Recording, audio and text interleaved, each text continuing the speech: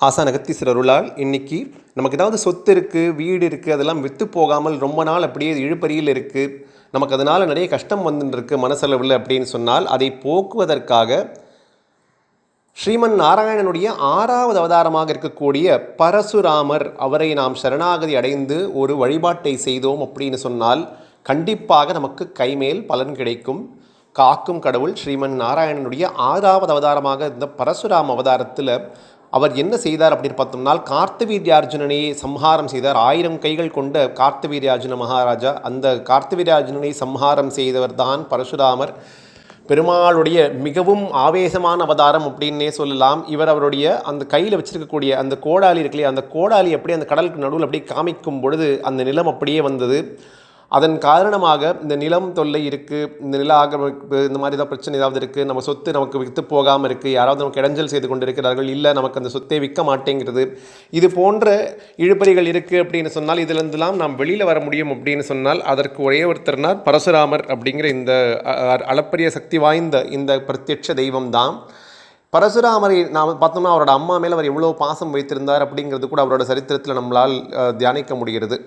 சரி, பரசுராமருடைய இந்த மந்திரத்தை நாம் எவ்வாறு ஜபம் செய்ய வேண்டும் அப்படின்னு பார்த்தோம்னு சொன்னால், இந்த பரசுராமருடைய மூல மந்திரம் கீழே கொடுக்கப்பட்டுள்ளது. ஓம் ராம் ராம், ஓம் ராம் ராம், ஓம் பரசு ஹஸ்தாய நமஹ. இதுதான் அந்த பரசுராமருடைய அந்த மூல மந்திரம்.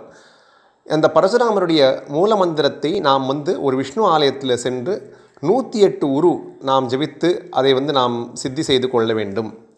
அப்படி நாம் செய்து கொண்டு விட்டோம் அப்படின்னு சொன்னால் நாம் தொடர்ந்து 108 முறை சொல்லிக்கொண்டே வருவது இது ரொம்ப ரொம்ப எளிமையான விஷயம்.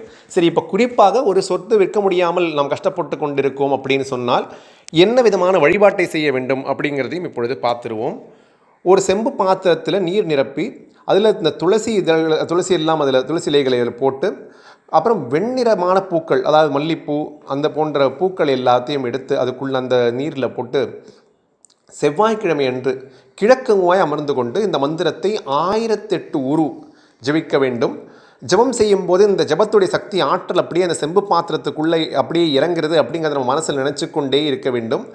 அப்படியே நினைத்து கொண்டிருந்த அந்த தீர்த்தத்தை அடுத்த நாள், அதாவது புதன்கிழமை அதிகாலையில் காலையில் 6லிருந்து 7 மணிக்குள்ளே எந்த இடம் விற்காமல் நம்ம கஷ்டம் கொடுத்துட்டுருக்கோ அந்த இடத்துல வடகிழக்கு மூலையில், அதாவது ஈசான்ய மூலைக்கு நம்ம போய் அங்கே ஒரு சிறு குழி மாதிரி நம்ம ஒரு குழி ஏற்படுத்தி அதுக்குள்ளே இந்த ஜபம் செய்த அந்த தீர்த்தத்தை நம்ம அப்படி ஊற்றிவிட வேண்டும். இது பண்ணோம் அப்படின்னு சொன்னால் கைமேல் பலன் நிச்சயமாக கிடைக்கும் அப்படிங்கிறது கண்கூடு. பரசுராமருடைய அருள் கடாட்சத்தால் எந்த சொத்து விற்க முடியாமல் நம்ம கஷ்டப்பட்டு கொண்டிருக்கோமோ அந்த சொத்து நிச்சயமாக விற்று தீரும். ஸ்ரீமன் நாராயணனுடைய ஆவேசமான அவதாரமாக இருக்கக்கூடிய பரசுராமர் கண்டிப்பாக கைமேல் நமக்கு நிச்சயம் பலன் தருவார். ஓம் ராம் ராம், ஓம் ராம் ராம், ஓம் பரசு ஹஸ்தாய நமஹ அப்படிங்கிற இந்த மூல மந்திரத்துடைய மகிமையால் அனைவரும் பரசுராமரை வழிபட்டு வாழ்க்கையில் எல்லா விதமான வளங்களும் பெற்று எல்லா விதமான அவருக்கு கூடிய அந்த கஷ்டங்கள் எல்லாம் தீர்வதற்கு இந்த எளிமையான பூஜையை கடைபிடித்து ஸ்ரீமன் நாராயண உள்கடாட்சத்தால் சுபீட்சமாக மங்களமாக வாழ வேண்டும் அப்படின்னு வேண்டி கேட்டுக்கொண்டு இப்பொழுது பேசப்பட்ட வார்த்தைகள் அனைத்தையும் ஸ்ரீமன் வெங்கடேஸ்வர சுவாமியின் பாதங்கள் சமர்ப்பணமாக வைத்து இந்த உரையை நிறைவு செய்கிறோம். ஓம் நமோ வெங்கடேசாய.